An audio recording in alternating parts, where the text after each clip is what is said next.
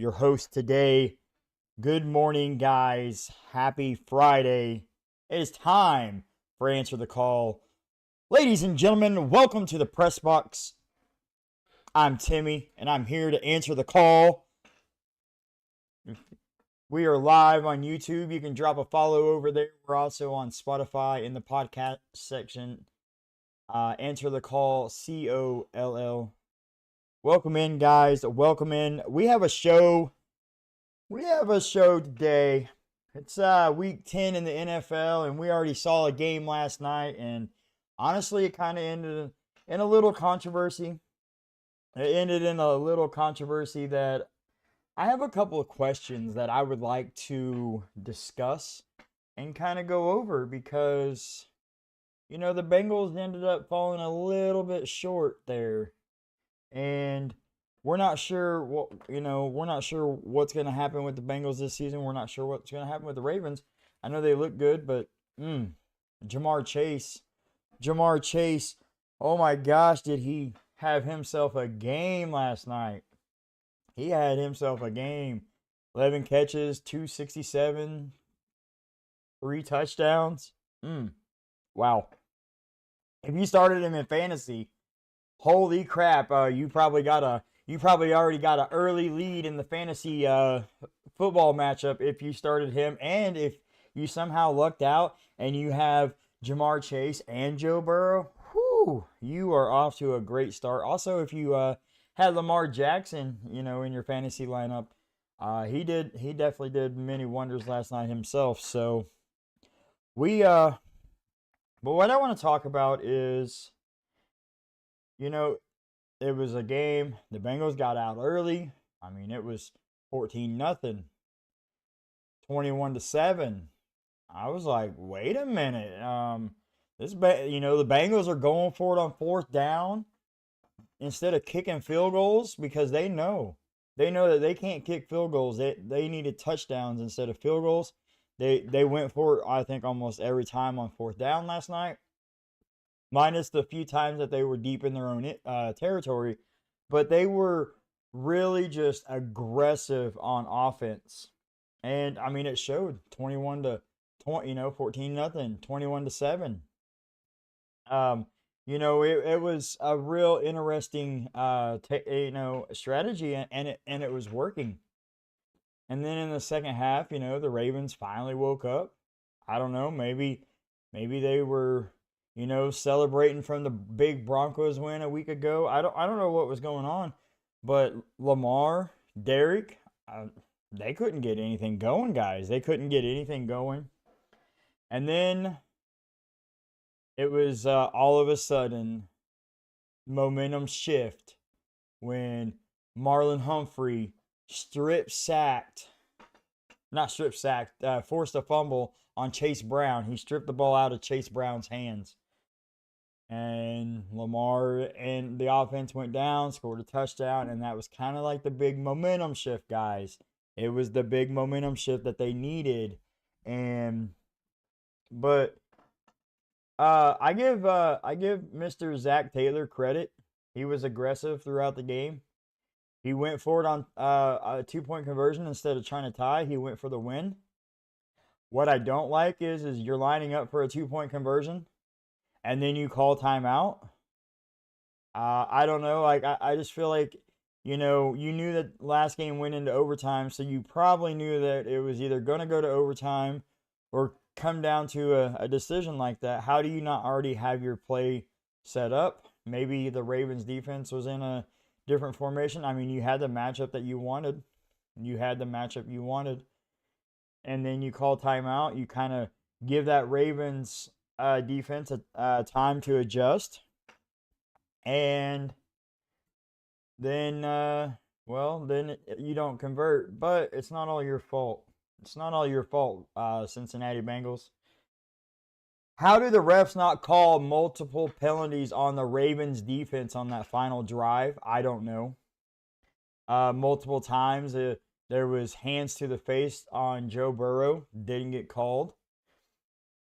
And on that 2-point conversion, there was actually 2 flags that didn't get called. One was, forcible hit to the head and neck area when the guy, basically smacked Burrow in the face. And the second was defensive holding on Mike Gesicki, right there at the beginning. I mean, before the ball was even thrown. So he wasn't even able to break out of his route. And they don't call defensive pass interference. They don't call defensive holding. They don't call, a personal foul. And the Ravens win 35-34. Not knocking the Ravens. Hey, you came back from 14-0. You came back from 21-7. So you guys, you played your hearts out. But my question really is why weren't some of them calls made from those refs?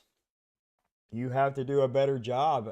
This was a Thursday night game. The whole world was watching. The whole nation for sure was watching. But now that the NFL is kind of expanded over to Europe and Germany and places like that, I'm sure those countries were watching and was like, hey, wait a minute, what's going on here?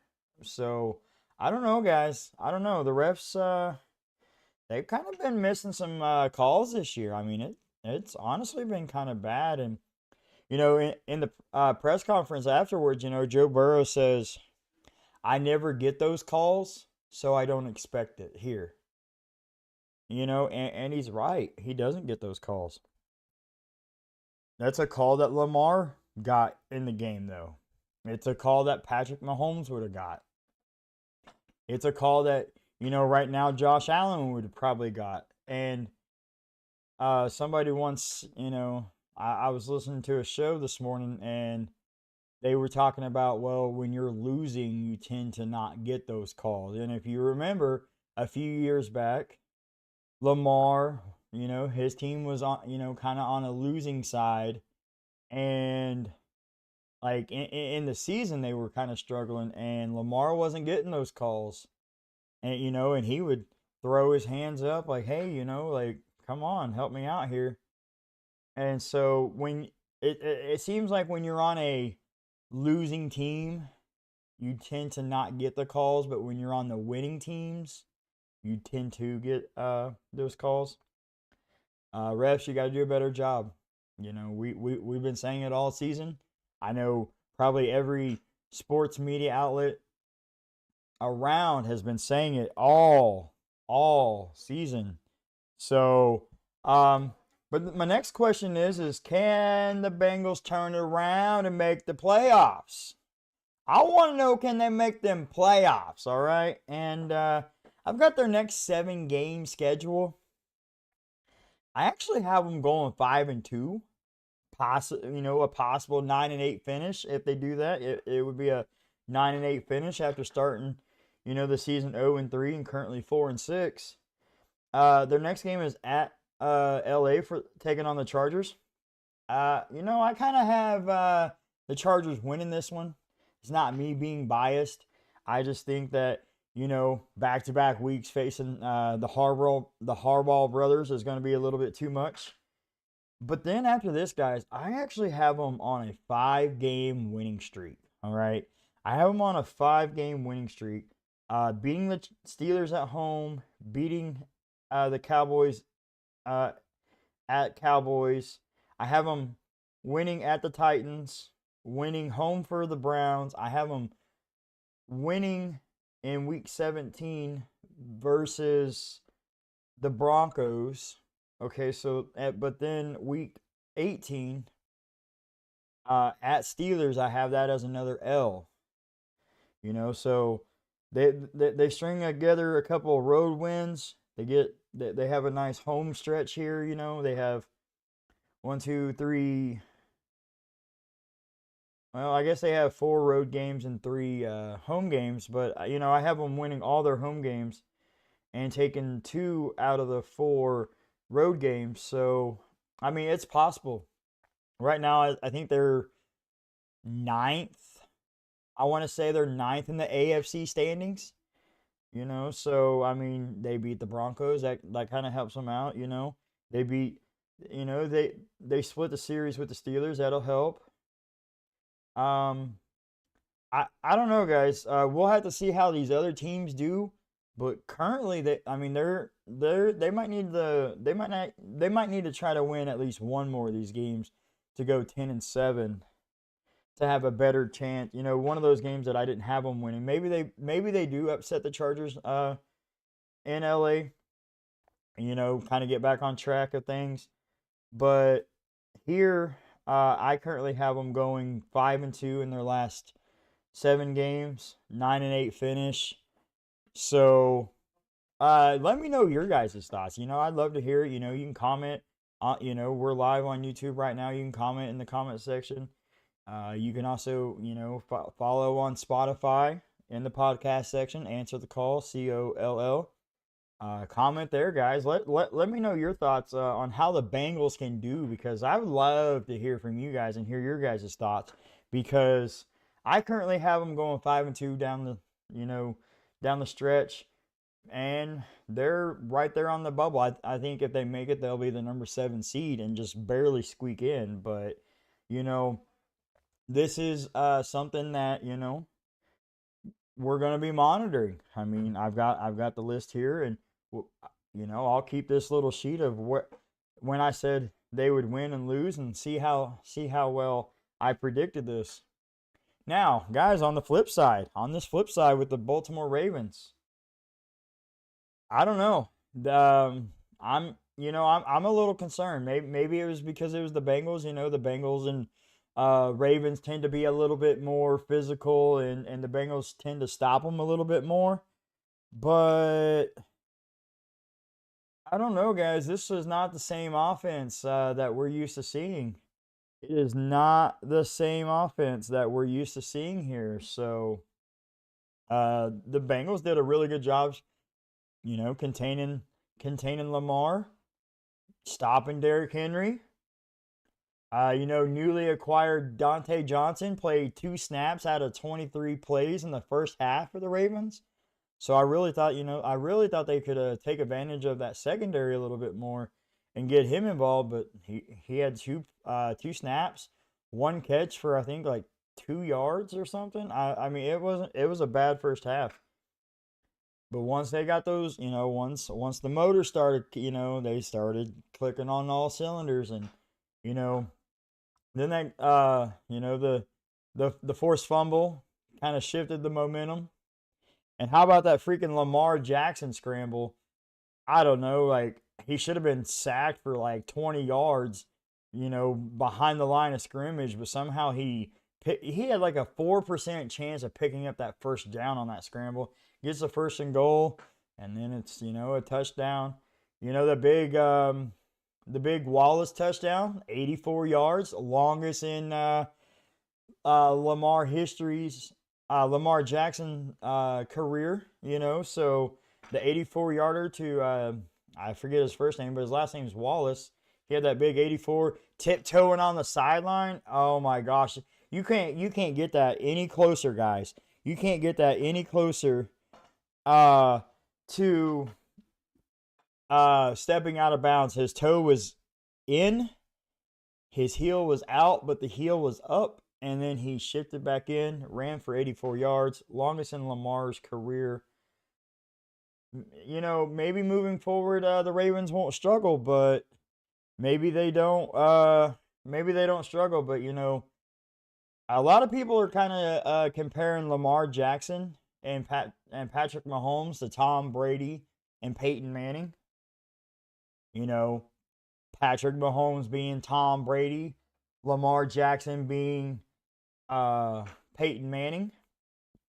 Peyton struggled all those years. He only got past Tom Brady a couple of times in his career and made the Super Bowl. So maybe the Ravens can bounce around. They have to win it this year, guys. They absolutely have to win it. I feel like they kind of went into a win now, must now mode. That win now mentality. They really, really have to pull this off. I just don't know if they can. After seeing Lamar and Derrick Henry struggle against the Bengals last night, it was crazy. I'll tell you though, Joe Burrow and Lamar, whew, they have lit up the scoreboard this year, head to head. I mean, in 2 games, I mean, they have just lit it up. But Lamar Jackson, I mean, he got 24 touchdowns now, only 2 interceptions. He had 24 passing touchdowns, I think, all of last season. He had 24 passing touchdowns all of last season when he won MVP, guys. He might just win another MVP this year. He could do it. So, um, switching gears from last night to the first game on Sunday, the game over in Germany. New York Football Giants taking on the Carolina Panthers. Carolina wants to make it work with Young. That is why they did not make him available at the trade deadline.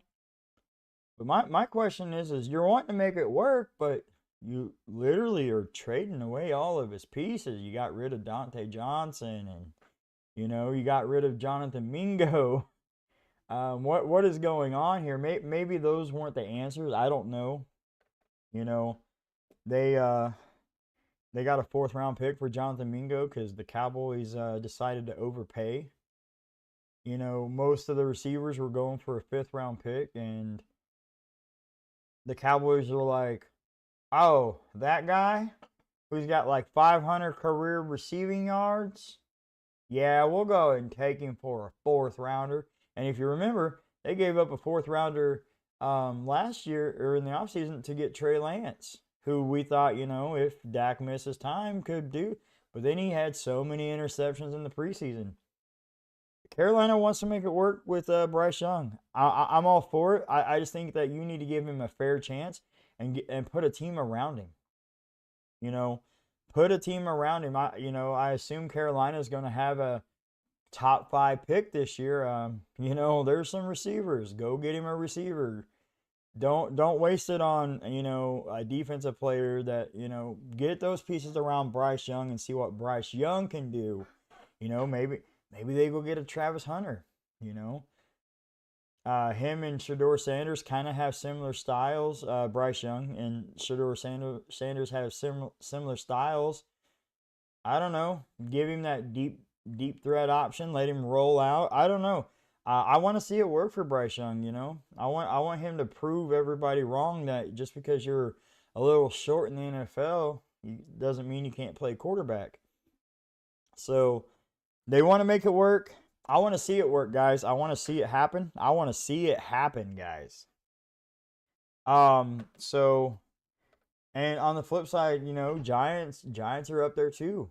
Giants are probably gonna, have a top 5, top 7 pick, depending on the outcome of, this game in Germany. They are another one, guys. Is Daniel Jones the answer? I don't know. But maybe put another piece or two around him and see what can happen. So it's going to be interesting to see what happens over the next few weeks. We're really going to start to see the teams, all right, this team is going to have the number 1 pick. This team's probably going to have the 5th pick. It's going to be real interesting. So I'm excited. Some people are like, oh man, the season's already half over. Well, you can look at it like that. Or you can look at it like this. We still have 9 games. 7, 8 games. 8 games. Plus playoffs. Huh? I guess, the weekend slate, we still have 9 games. But we have 8 games plus playoffs. Then Super Bowl. It is the downward stretch, and I hate football season ending, guys, just like any other football fan. But the halfway point, it's like, oh, okay, now this is where things start getting interesting. Like the division races start heating up, the race for the number 1 pick starts heating up, the race for the playoffs, and all that. So I'm a big fan, guys. I'm a big fan of this time of year. We have the picks coming in just a bit. We have the good old weekly pick'ems. What I'd like to do right now, I'm gonna go ahead and do my call out section, and it's it's kind of a short list today. Not a lot's happened. And he's going to make, I'm going to change things. And, it's not going to be a good call out. I'm going to say it's called the honor call. The call out is bad. The honor call, you've done good. All right. You've done great. And I would like to honor Mr. Jamar Chase, elite receiver. I just sit there and told you his fantasy, how well he did in fantasy. He is the first player in NFL history with multiple 250 yards plus receiving and 2+ receiving touchdown games. So he's the first player to have multiple games of 250 plus receiving yards and 2+ receiving touchdowns in the game. Multiple times he's done it. He is one of, I don't know, he's probably one of one. I mean, Justin Jefferson is another, so I guess one of two maybe in the NFL right now. Jamar Chase, he actually has like more receiving yards versus the Ravens than any other player versus one team in a single season in history. I think this year he's around like 460 some yards receiving in the 2 games versus the Ravens this season. That's the most in NFL history. He currently leads the league in 50+ yard receptions since entering the NFL in 2021 with 14. He's had 14 games, or he has 14 50+ yard receptions. 14 of them. That is the most in the NFL since entering the league. Has recorded 200+ yards in 3 games before turning 25, tying NFL record Randy Moss. Only Randy Moss has done that. Holy crap, guys. That is elite. That is elite status right there. Obviously, if you're the Cincinnati Bengals, after that game last night, I'm making a deal before we get to the bus. I'm making a deal before we get to the airport. I'm making a deal before we get back to Cincinnati, because it's not going to get any cheaper. It's not getting cheaper after that. In fact, you probably should have made that deal before last night's game. They still haven't made that deal. You might want to. Otherwise, you're probably going to have to try to franchise tag him, and that's not going to be good either. So Cincinnati, who Day Nation, you better sign Jamar Chase if you can, because it's not looking good. I mean, the longer this season plays out, the higher that money is going to be. So we don't want to you don't want to wait too much longer, guys, because it like I said, it's just going to keep going up and going up. So, well, guys, it is time for last call, and the last call of today is going to be the NFL weekly pick'em, and we got a full slate of games. Looks like 6, 9, 12, 14 games. Only 2 people are on the bye this week. First up, we're going to get started with the Germany game. It's the early game. So, hey, in fantasy football, if you're trying to get Giants or Panthers in or out of your lineup, you might want to do it Saturday night, because, if you sleep in on Sunday, it's going to be too late. But we have the Giants taking on the Panthers over in Germany. Once again, guys, we've had a listener, give us his picks. So we'll see how we do versus how he does.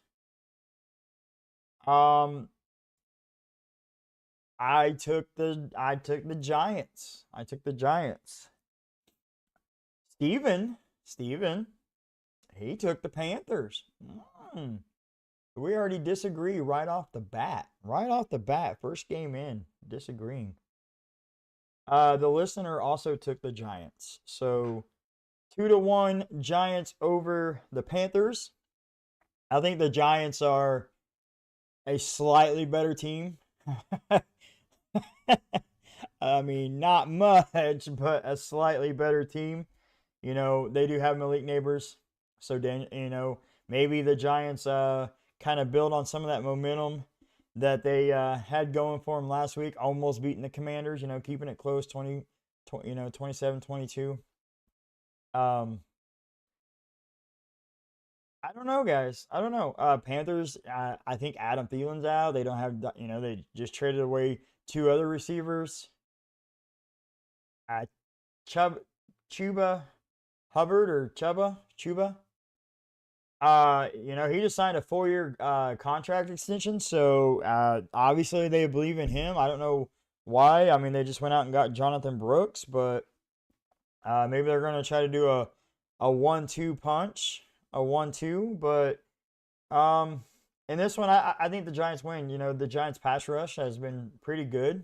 That has kind of been one of the bright spots on this Giants team. Outside of Malik Neighbors on offense, the Giants pass rush has kind of been one of those bright spots. So I look for the Giants to get to Bryce Young early and often. And this is a game that I look for, the Giants to go to Germany and win. Both teams are both East Coast teams, so it'll kind of just depend on when the teams got there. Like some teams like to get there early, some teams like to get there late. But I got the Giants in this one. The listener has the Giants in this one. Steven went with the Panthers, so we're already off to a disagreement. Next up, we have Broncos and Chiefs. AFC West Division matchup. AFC Division matchup. AFC West Division matchup. Between the Broncos and the Chiefs. It's at Arrowhead. It's at Chief Kingdom.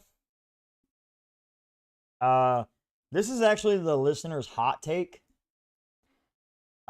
This is the listener's hot take of the week. He picked the Broncos over the Chiefs. He's saying that the Broncos are kind of a slightly rebuild team, and that those teams kind of tend to upset the favorites in matchups. So it'll be really interesting to see. Me and Steven both took the Chiefs. Listen, as long as Patrick Mahomes is quarterback, until they start losing, I'm not picking against the Chiefs. I'm just not going to be able to do that because the Chiefs are undefeated. They're 8-0. First time Patrick Mahomes has ever done it. The last time a defending champ went to the Super Bowl was the 2019 Patriots. Just gonna throw that out there. Are they on the verge of a three-peat? Possibly. Absolutely, they could do it. It's a home game. I like the Chiefs here. If this game was in Denver, I might like it a little bit more. But I think this game is going to be a little bit closer than we think.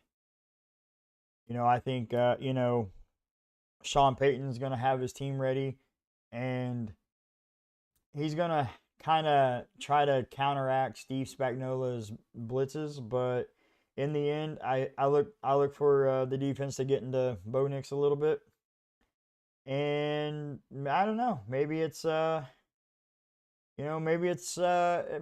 swing in the Broncos' favor, but this isn't one that I'm expecting. It's like I said, it's at Arrowhead. If it was in Denver, I might be a little bit more convinced, but right now it's in Arrowhead, and the way the Chiefs are playing, I don't know who's going to stop them. So. Next up is Steven's hot take of the week game. So Steven's hot take was the Saints over the Falcons. Saints over the Falcons is what Steven said. You know, he said new interim coach, the players are going to play harder. So I don't know, guys. I don't know. Could he be onto something? He might be onto something. They might be playing a little bit harder for Darren Rizzi. Izzy Fashizzi, I don't know. But me and the listener took the Falcons in this one, mainly because it was a hot take. But I also, I mean, even if Steven didn't make that his hot take of the week, I would have probably have taken the Falcons anyway. Falcons have the better team, and Falcons are competing for a division title right now. So, you know, they're still in the swing of it. Chargers at home versus the Titans, and it's a clean sweep across the board. We all think the Chargers are going to win. Chargers are the better team. They have the better quarterback. They have the better coach. Probably have the better defense. I like the Chargers in this one. You know, Jim Harbaugh is establishing a culture, physical, winning culture. And I look for them to go ahead and get another win and be right back there in the AFC West division race and help their wild card spot. So we all took the Chargers on this one. No surprise there. No surprise there. Okay, so next up, another clean sweep on the board. We have the Steelers and the Commanders. We all take the Commanders here at home versus the Steelers. Interesting. I honestly didn't think the other two would agree with me. I didn't think the listener would agree with me, and I don't know. I thought maybe Steven might have said, "Hey, I'll go with the Steelers," but he didn't. We all chose the Commanders. Obviously, we're all on the same page here. Jaden Daniels, you know, and they just went out and got Marshawn Lattimore to help that defense. So I don't know, guys. I don't know. I like the Commanders. I think it's a little bit closer than a lot of people think. But I think this is a game that the Commanders know that they have to win to stay on top of that NFC East. I think they just come out and be really aggressive. You got Uncle Dan Quinn with the hat backwards. I like it. I like it. So we all say the Commanders here, guys. We all say the Commanders. Next up, we have the Vikings at the Jags, and Trevor Lawrence probably isn't starting. Well, I made my pick before I found out about Trevor Lawrence, but I'm going to go ahead and stick with that pick. I'm going to go ahead and stick with the Jags. I'm taking the Jags at home.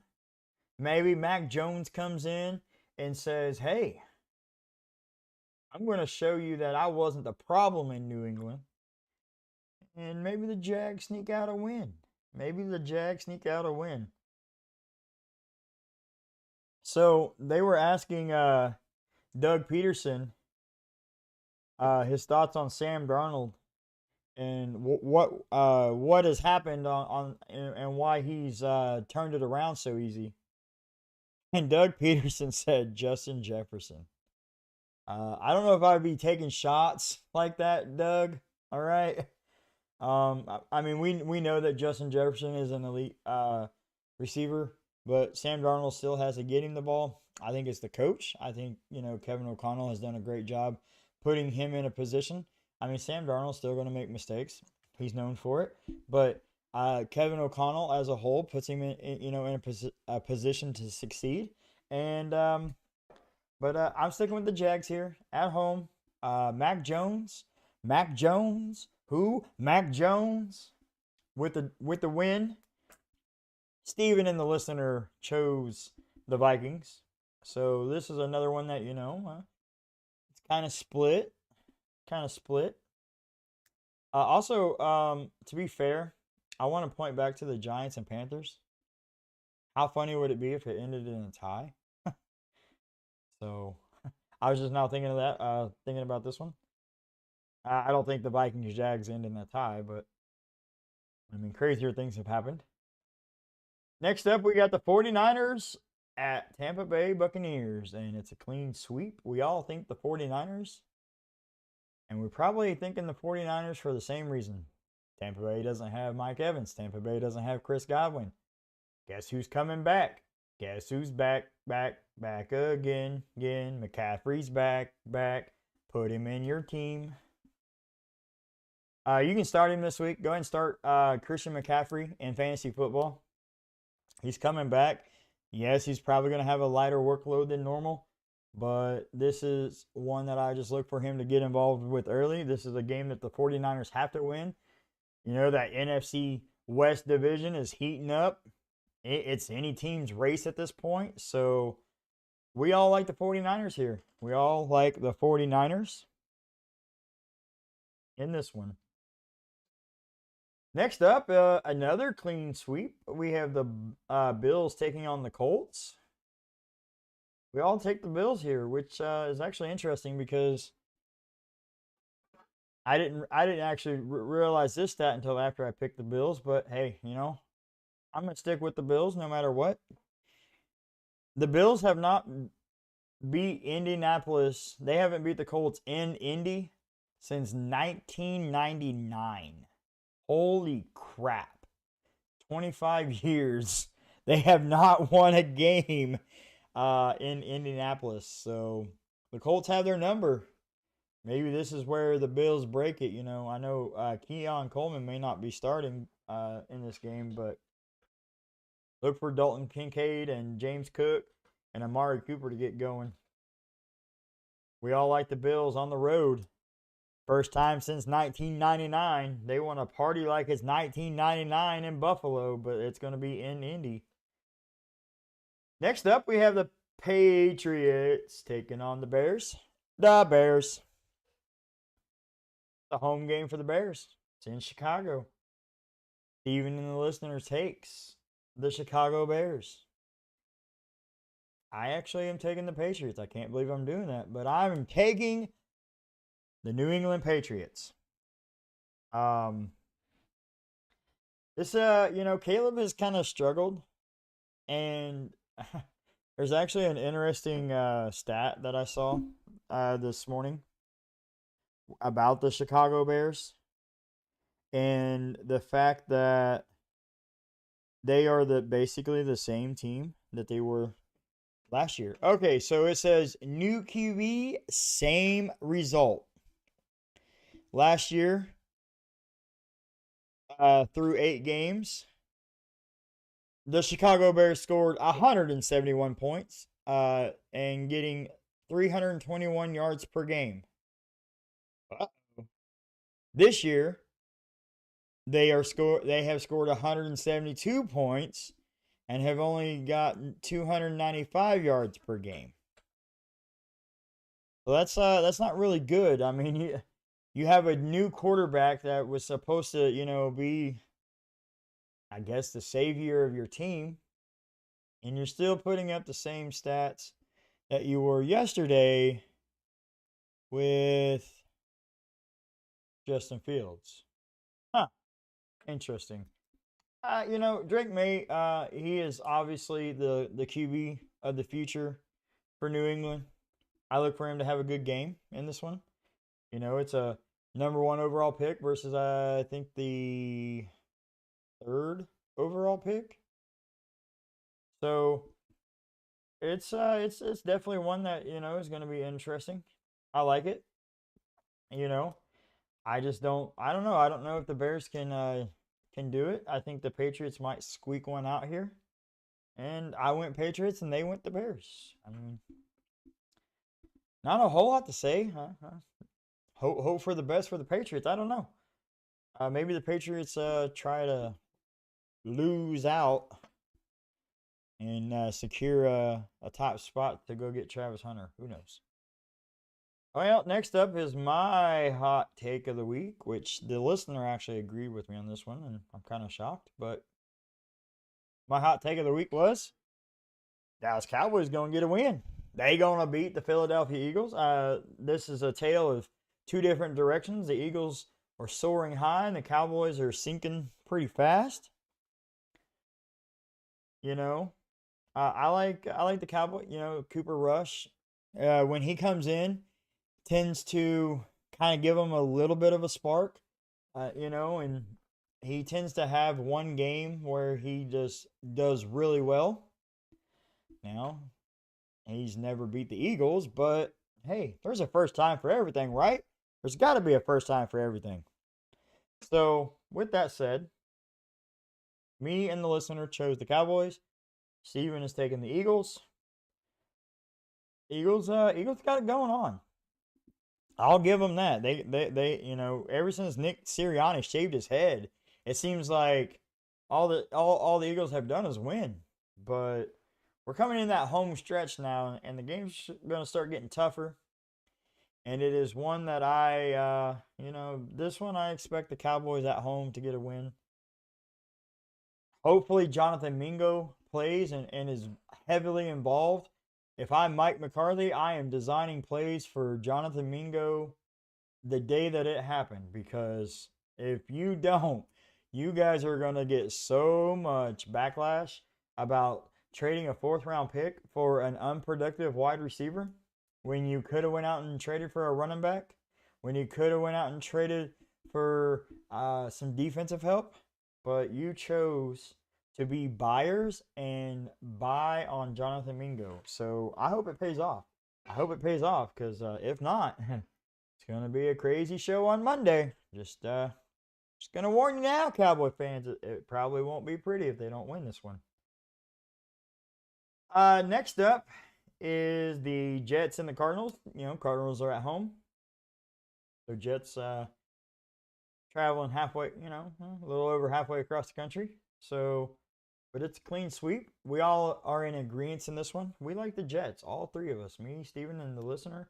We're taking the Jets, Jets. And that brings me to my question. Can the Jets fly high this weekend in Arizona? I think it's going to be a good game. I think it's going to be a back and forth matchup. I think in the end, the Jets will have a slight edge. And I think their defense is slightly better than Arizona's. And like I said, you know, Garrett Wilson, Devontae Adams, I look for him to get involved early and often. And the Jets finally put together a little winning streak. And they leave Arizona with this win, guys. So, Cardinal fans, I'm sorry. It's nothing against you. I like Kyler Murray. I like what he does. I'm a big Marvin Harrison Jr. fan. You know, I watched his dad in the NFL. So, you know, I'm rooting for the Cardinals. Like, they're probably one of my NFC teams that I would like to see, you know, try to do it. But I just think this week you guys fall a little bit short. And hey, that's okay. I mean, you know, it happens. It does happen. Next up, guys, we have the Lions and the Texans. This should be a good game. Nico Collins is coming back. Now, of course, Stephon Diggs is out. But you know, the Texans have been struggling, and they've been struggling to protect Mr. CJ Stroud. You know, eight plus sacks in a game. I mean, that's a bit high. And you know, he's probably on pace to be sacked the most times. I mean, probably breaking good old David Carr's record, which is ironic because David Carr played for the Texans. Um, we're all in agreement here. Detroit Lions, all three of us. We like the Lions here. Honestly, until the Lions show us that they're slowing down, I'm probably not going to pick against them either. I know they got the one loss on the season, but that doesn't detour me at all. I think that one loss has only made them hungrier. And that's scary because I thought the Lions were already hungry. They're playing pissed off, you know, like they're coming in with that pissed off mentality. And I don't know, guys. It is hard to pick pick against the Detroit Lions right now. You know, the one time I did, it burned me, and so I'm not going to do that. I'm not going to do that until they give me a reason to start picking against them. You know, Jameson Williams is back. They got Sam Laporta. They got Amara St. Brown. They got Sonic and Knuckles, Jamar Gibbs, David Montgomery. Jared Goff's playing the best football of his career. Playing the most, you know, he's not throwing very many incomplete passes, not turning the ball over. I know the game's in Houston, but I look for Detroit to go down south and pounce all over them Texans, huh? The Lions are gonna pounce on the Texans, and that's the Sunday night football game. That is the Sunday night football game. And that brings us to Monday Night Football. Monday Night Football, y'all. Dolphins Rams in LA. This I talked about this, you know, in the fantasy segment a little earlier in the season or earlier in the week. You know, if you remember back on Wednesday in the, you know, the players I like and don't like, that little segment, you know, I said I like Tua, I like Matt Stafford. This has all the makings of a shootout. And it does. You know, it has all the makings of a shootout. So you guys can go back and listen to any past episode and reference it. But I did say that. You know, I said it's gonna potentially be a shootout. It's in LA, which LA, you know, we've talked about throughout the season, both for the Rams and Chargers. LA games tend to be more away games than home games for the LA teams because, you know, LA's a big attraction and people all over the world are in LA. So you have fans from all over the world. And, but I just look for this one to be a victory for the Rams. You know, Sean McVay is a slightly better coach than Mike McDaniel. I believe Matt Stafford is a better quarterback than Tua. Running back, they're kind of even. You know, Kyron Williams and the triple threat and the Dolphins. Wide receivers, they're pretty matched up evenly. So I like the Rams, even though they traded Tre'Davious White to the Ravens, who didn't play last night. He was inactive, but I like the Rams here. Steven likes the Rams. The listener likes the Rams. This is, I think, where the Rams kind of start getting hot and try to, you know, make that playoff push.